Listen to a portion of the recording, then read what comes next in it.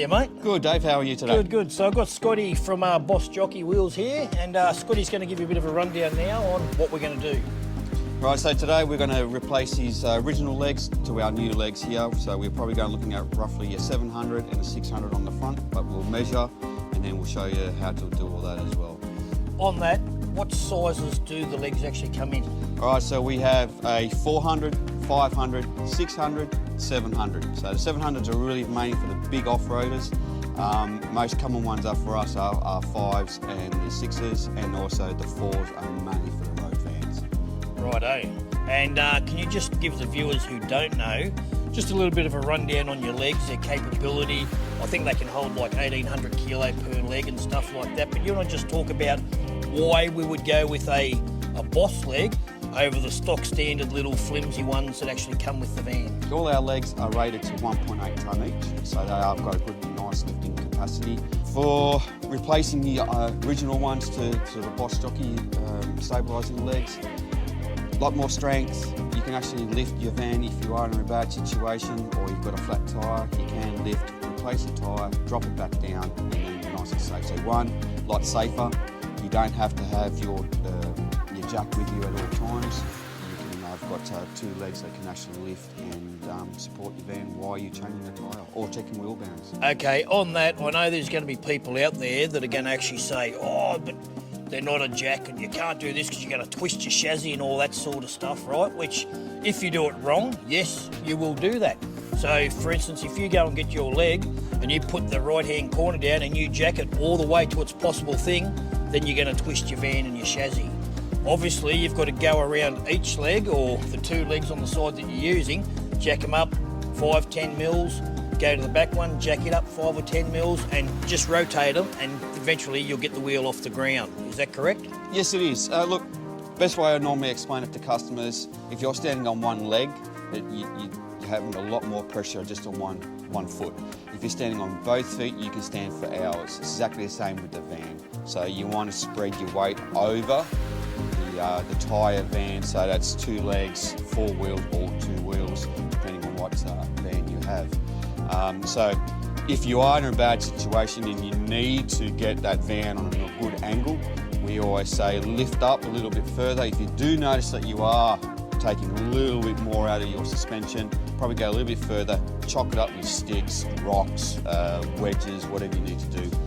Bring the van back down, so then you are got more surface area, more feet on the ground. And that's something I noticed with the BOS legs, is the base plate that you have on them is a lot bigger and covers more ground than the little one that comes with the stock standard van. Now obviously when we pull out a set of these legs and we rip off the other one, you'll be able to hold them both up and just show in comparison the difference in the 2 legs, I suppose. Yeah, well, it's again, a bigger footprint means you can spread the weight open further around, especially if you're in, say, sand, loose gravel and all that kind of stuff. You don't want a 50-cent coin, you want a shoebox. And that gives you the bigger footprint, less stress on everything as well.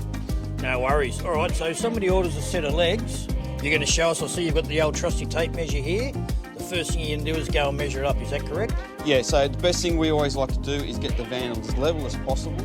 So it gives us a good rough estimate on where you want to get the van, because as some vans might have, say for argument's sake, a 500 on the front and a 600 on the rear. Just all depends on how the chassis is all set up. So, all right, no worries. So do you want to show the people now how you measure your actual legs correctly? Yes.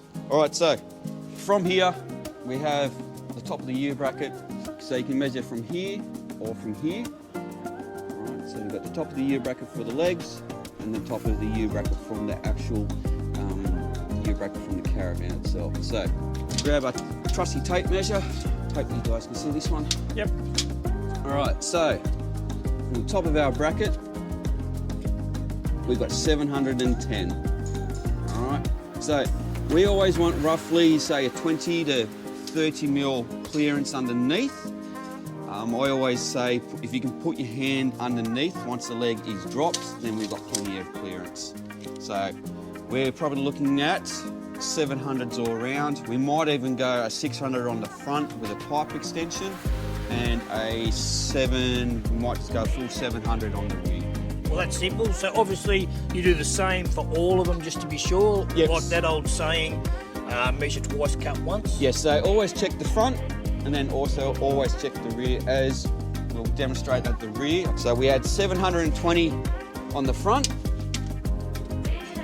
and we got, let's say, 790 on the rear.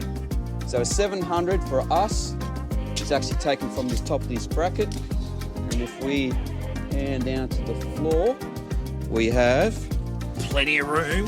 plenty of As you room. said, to put your hand under there. All right, so that's what we're aiming for, is a little bit of gap, so when you are fully loaded up, when everything sags down, you still got room to clear to putting the legs underneath.